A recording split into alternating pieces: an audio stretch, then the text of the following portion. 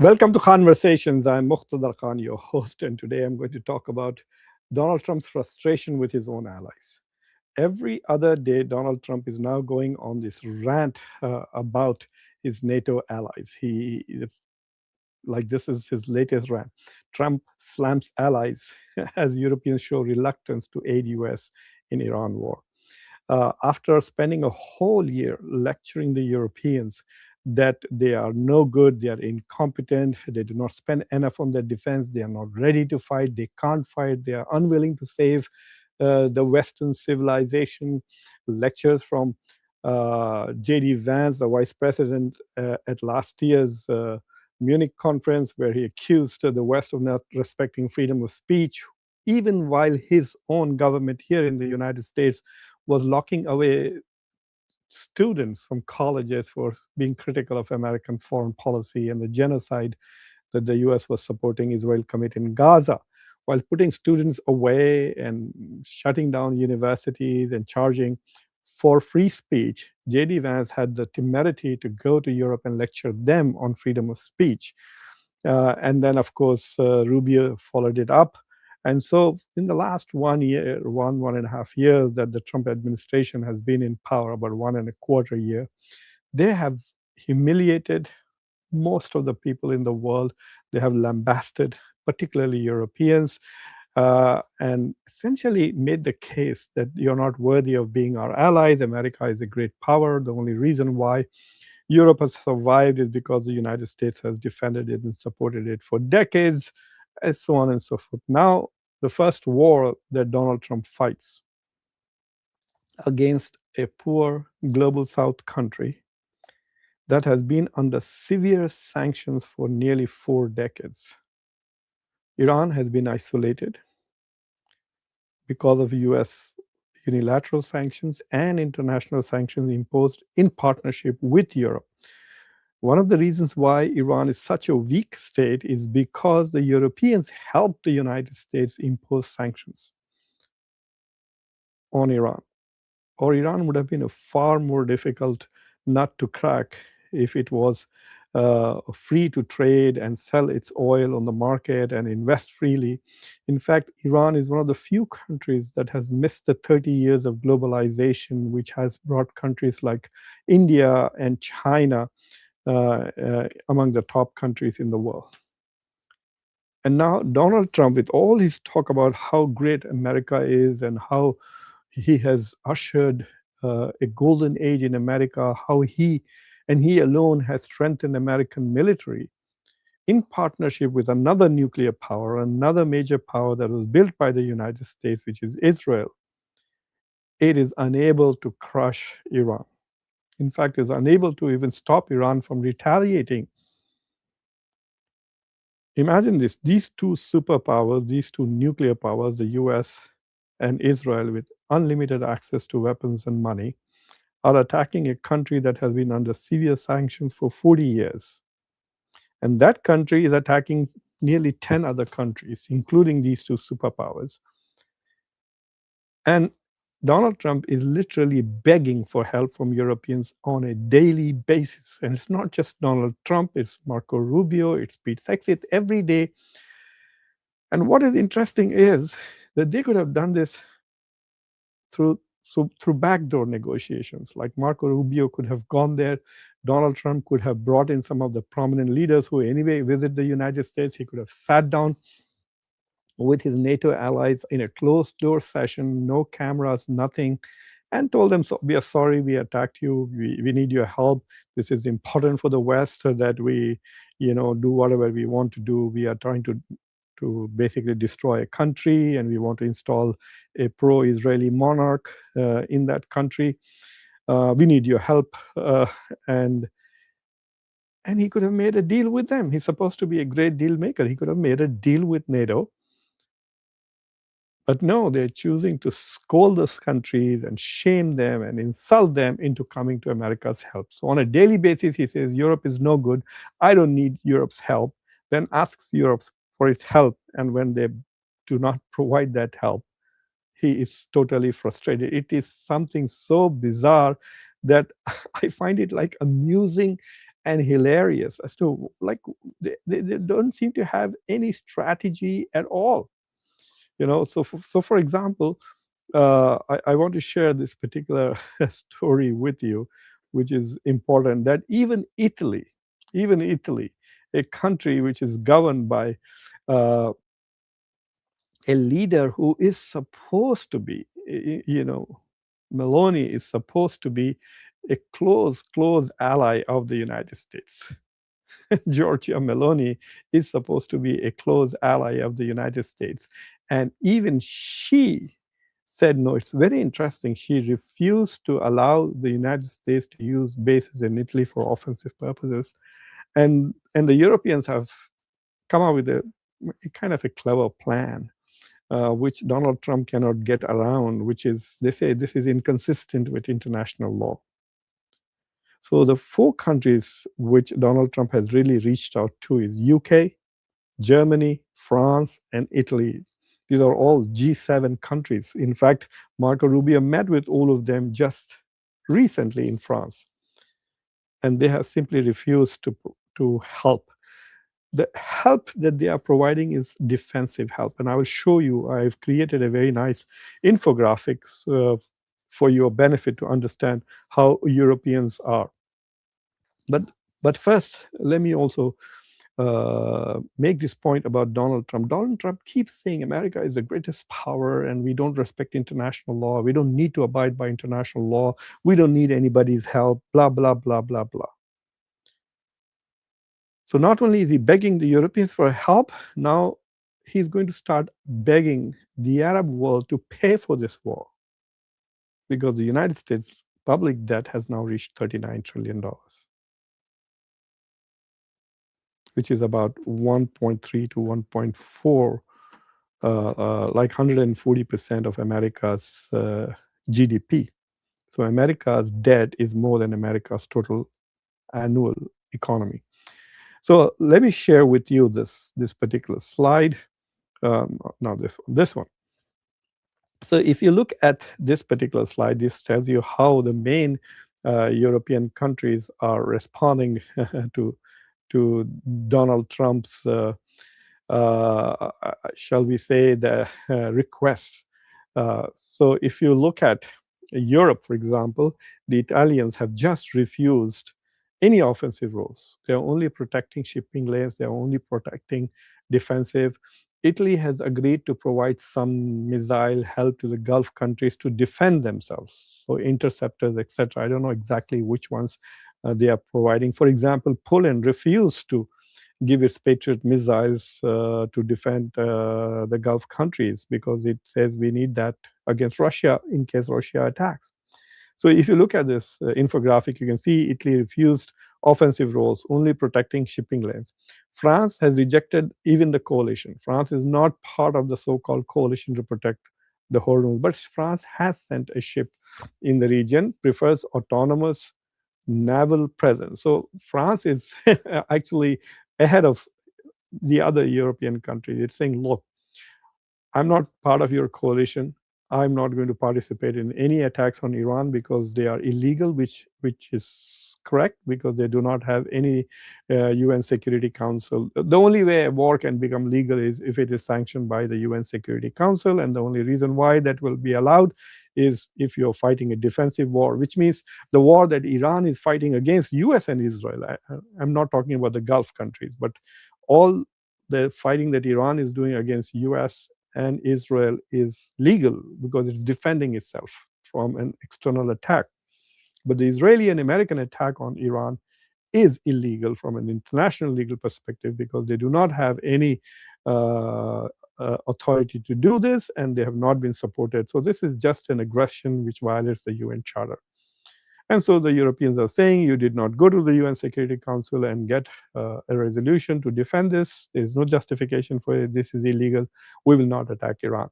Iran should not be attacking Dubai. Iran should not be attacking Qatar. So we will come there and will protect. Iran should not be blocking the Strait of Hormuz. So we are willing to provide some defense and some security to the ships. So France has sent a ship. It's not part of the coalition. So France has also used this opportunity to exercise its strategic autonomy from both NATO and the United States. The Germans also declined a military role, but they did give speeches. The Chancellor Merz made a speech about Iran, saying Iran should surrender, etc. But materially, they are not supporting. They're not even allowing the shifting of bases. See, what has happened is that Iran has successfully damaged all of US 13 bases in the region to such an extent that US military has moved into hotels. Now, which is another complication, should also be inconsistent with international law, because then it's in civilian areas. You're trying to use civilian as I guess what, human shields. I don't know what. That is what they can be accused of. And so it's a dangerous move what the United States has done. So the US probably wants some bases in Europe where they could move some of these troops. So instead of working out of hotels, they can work out of Europe, and bases in Europe, which the US has many. And the same with UK. UK, with all its talk about it, the UK has allowed its um, air bases temporarily for the use by B-2 bombers, but they're not participating, they're not providing anything else. So except for UK, which is a bit vague, for there's a lot of pressure on UK to provide mine cleaning ships, which can remove the mines from the Strait of Hormuz. There's talk of it, but UK has not done this. So as far as Trump is concerned, they're saying, "Oh, NATO is useless; it's not helping us." So it reminds me on a daily basis as to what a bunch of dumbos the Trump administration is. They're clearly either they are desperate or they are stupid. NATO is not an alliance to attack. It is only a defensive alliance. What people who are members of NATO have agreed to is that if any country is attacked, then its NATO allies are obligated to go to its defense. That is what Article 5 says. But if a NATO country decides to attack another country, then the NATO countries are not obliged. They're not required by the Treaty of NATO to go and attack Iran. Tomorrow, Trump may decide to invade Cuba. Now, Cuba is weak, so Trump is not is going to act like a big bully, and is going to pretend as if America is a superpower, attacking and destroying a lowly country like Cuba, which has also been under sanctions for more than close to half century, the way the US attacked Venezuela. But technically, that also NATO is not required to participate even in that attack. Uh, so why are they constantly invoking NATO and ranting away? Because they're so desperate. There are two things I think the Trump administration is trying to do in this war. One is that I think they are running out of supplies. They didn't plan this well. It was not Trump's war. Netanyahu forced them to get into this war.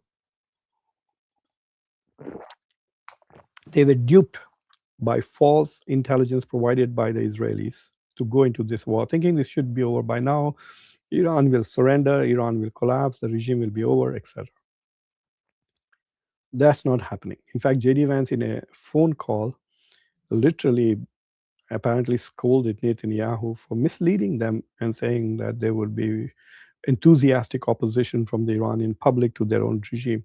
I mean, how stupid do you have to be to think that you can attack a people, kill their children, kill hundreds of school children, bomb their cities, their infrastructure, destroy their heritage, historical heritage?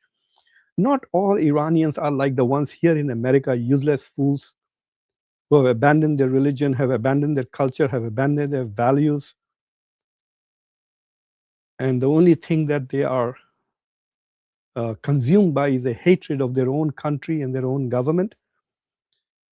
And I guarantee you that if this regime falls and they get that clown Pahlavi as king of Iranian, none of these are going to go back to Iran and say, "Oh my God, we got our Iran back. Now let's go back and build it. I'm a scientist, I'm a professor, I'm a doctor. Let me go back to Iran and build." No, they are not going to do that. And I think these are the people who the Trump administration thinks are going to rise up They don't have the moral backbone or a core the way the Iranians are standing up to this massive, massive attack. So Donald Trump is now realizing that, oh my God, I'm going to be dragged into a long ground war, this, that, and so on and so forth. And he's losing the support of his own MAGA crowd. He could lose the elections in such a massive way. Already 36 members of the Republican Party who are in the Congress have decided not to run and retire because they are pretty sure that they're going to lose the elections in November. Donald Trump was elected on the agenda of America First. For the last 2 months, and all he has been doing is Israel First. He's become like the puppet of a lobby. And the Europeans are not interested in doing that. In fact, the Spanish government is so upset with the United States that not only are they not allowing the US to use their space, but they have called this war illegal, and they refuse to even allow their airspace to be used. They are saying the US cannot even fly over Spain to attack Iran.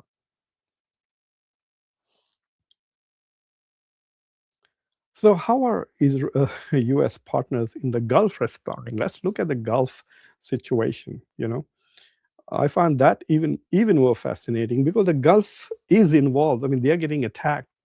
So here are three countries, the most important countries there, the richest countries: Saudi Arabia, United Arab Emirates, and Qatar. These are countries which have played a major role.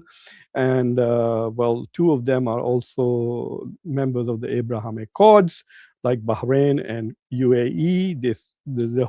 The whole purpose of the Abraham Accords is to bring peace and prosperity. Let me say that again. The purpose of the Abraham Accords is to bring peace and prosperity. And now what has happened is that America, in pursuit of Israeli interest, has sacrificed these countries in this war. It's like on Eid al-Adha, when Muslims sacrifice goats. Exactly like that, the United States and Israel have sacrificed these Abraham Accords countries, UAE and Bahrain. The United States is not doing much to protect these countries. They are under tremendous assault, their infrastructure. I was reading an article in The Economist. You can also go and read it. They have written only one on Bahrain in the past 2 weeks. And according to that article, Bahrain is completely devastated. It's a country with very little oil resources. It is already in debt, and it won't have money to rebuild at the end of this war. This is the place which is the host to America's Fifth Fleet. That's where Manama, or I don't know how they say Bahrain's capital. In fact, one of my classmates was an engineer. He used to live there, and I used to often talk to him while walking on a treadmill. So every time I think of Bahrain, I think of my friend Farouk. Anyway, talking a little bit more about these countries, all of them, the only thing that these countries have done is in publicly they have said no to this war, and privately they are supposedly encouraging Donald Trump to continue with this war, which is kind of betrayal. Why would you talk to a country, or at least not respond? Because I think it's the Trump administration which is deliberately leaking to Washington Post and other media, saying that these countries are telling us. And it is quite possible that these countries are not telling the US to continue with the war. But the US is trying to send a message because they don't want to be seen as, oh, we are doing everything for Israel, because they want to deny that. I was on a panel at my university with 4 other professors. I was the last speaker. And so they each spoke for about 15 minutes. So I got to speak after 1 hour. And it was amazing to me to see that 4 university professors spoke about this war without even spending 1 minute on Israel and its role. This war is about establishing Israeli hegemony in the region, about the greater Israel, about distracting. Everybody has forgotten about the genocide in Gaza, about the violence in the West Bank. Nobody's talking about that.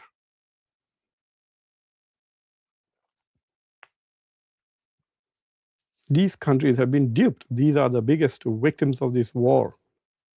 Iran could come out very strong at the end of it. There was an article in the Financial Times yesterday where the author was arguing that, look, Iran is already lifted sanctions that Iran has been negotiating for, wanting for decades, so that it can sell its oil freely. Trump has lifted that as a result of this war because he wants to bring down the price of oil, and now Iran is going to sell 140 million barrels, which is about $15 billion worth of oil at market price because the sanctions have been lifted. So Iran is going to get a host of revenues coming in.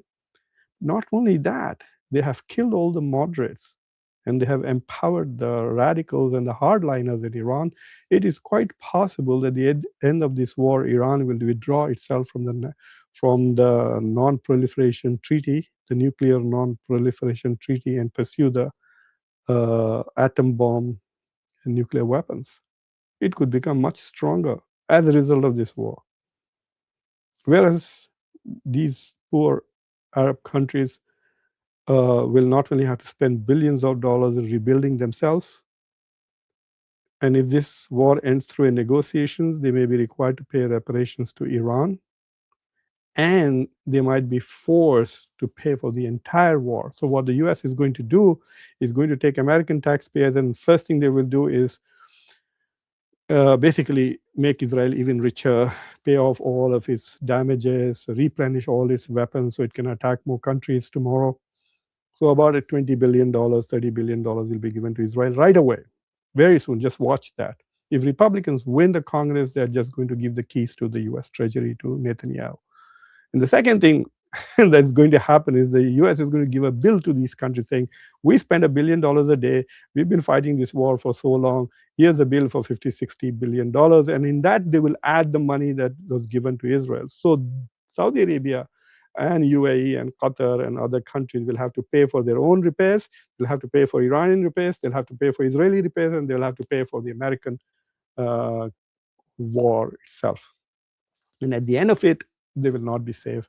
They will not be secure, because this Iranian regime is going to teach them a lesson once this war is over. If the regime survives,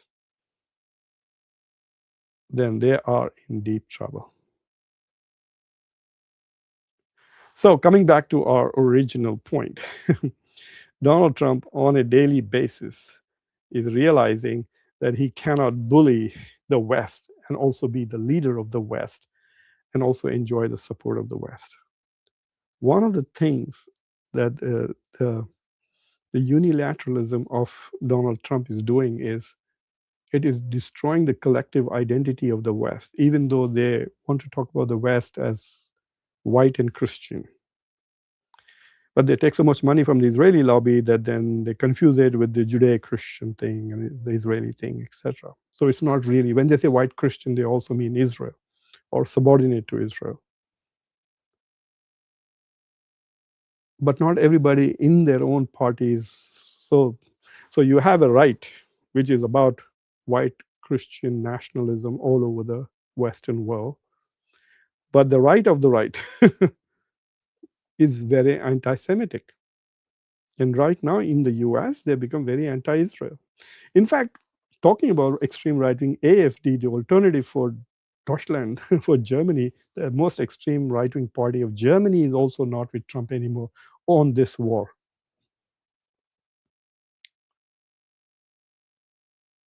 So the consequences, one of the consequences of this war for Donald Trump is going to be the fragmentation of the Western identity, or the destruction of the Western identity.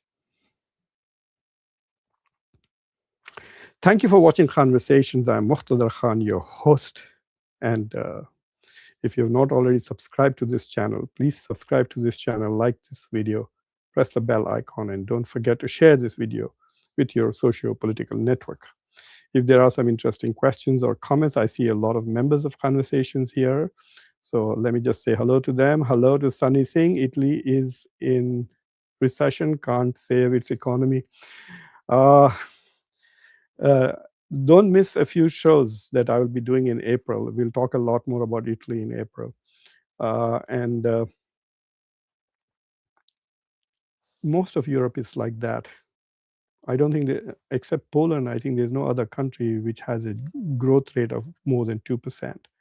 So all of these are borderline cases, 1%, 1.5%. And with the rise of oil prices, they're already talking of work from home to cut supplies.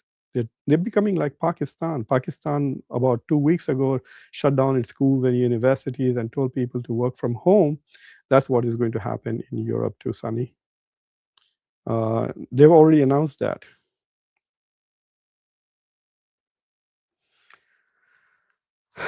Nadia, that's a very good thing. US has a lot of weapons installed. In fact, um, during the war in Gaza, Israel was using all the stockpiles of weapons that the US has had there since 1980s.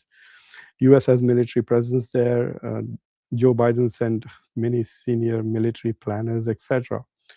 The reason why the US does not need a base in Israel, because there are some people who think that Israel itself is a base of the United States. It's a frontier settler country of Western, last vestiges of the Western colonial project. So you could say that Israel itself is an American proxy, like America's Hezbollah is Israel, because we pay for everything it does. We give it all its weapons. In fact, France, either France or UK did not allow the US to send planes to Israel. It was sending planes full of military equipment. There's no tracking of this at all, you know. So Israel has so deeply colonized America. Is I remember I used to invite a lot of our senators, etc. Now I don't invite them because they're all spokespersons for APAC. But one of the very prominent senators on Senate Foreign Relations Committee used to come on my show, and we had a very public. You can go back and search the show, and you'll see I pressed on him about America's defense budget as to why there's no clarity of how much money we have actually given to, say, Ukraine, for example. Like, why is there no web page, one page as a democracy? I would like a web page to be on either the White House or the Department of Defense, where at any time I should be able to go and see how much money in cash we have given to Israel, how many bombs we have given to Israel, how many weapons we have given to Israel, whether they have been sanctioned by the Congress or not, and whether they have been vetted for the laws of this country, which prohibit America from giving weapons to countries that violate human rights. The amount of violence the Israelis are committing in the West Bank and Gaza, they will not meet those standards.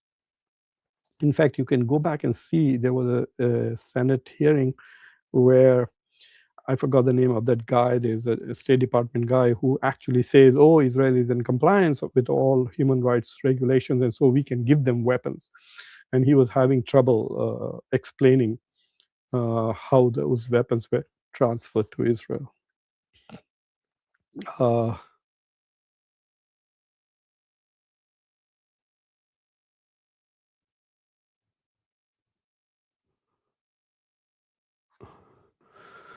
these what if questions are quite ridiculous. What if the West had not colonized the Middle East?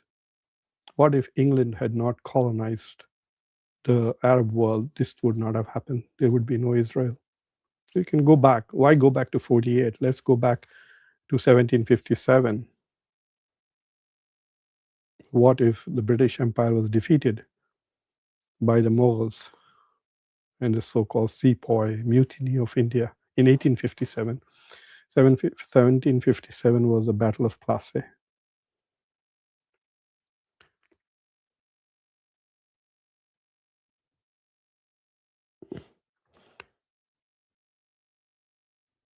Thank you very much, Hafiz.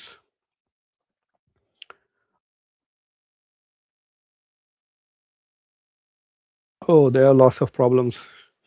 I think India's growth rate will collapse to maybe even below 6% this year in 2026. If this war continues for another 3 months, India's growth rate will go below 6% or even below 5%. And not just India, for most of the world, maybe except China, because it's not as impacted right now by the oil. But China's exports could decline if all the other countries which are importing Chinese stuff, if they become suffering, right? So, like, we as Americans, we buy a lot of rubbish stuff that comes from China. Look at a Walmart; it's full of Chinese stuff. But if we start feeling the inflation and we find that we don't have enough disposable income, we'll buy less stuff, which means then China will sell us less stuff. So China's economy could also get hit because of decrease in consumption by the global markets. Anyway, thank you very much for watching Conversations. Please like this video, press the bell icon, and don't forget to share this video with your socio-political network. I will probably come back in 30 minutes, and I want to introduce you to a new report that has come out on India and US relations. I'll be doing that show in Hindi, which is very condescending report. And so I want to provide a small critique of that. So come back in another half an hour. And thank you for watching. Bye.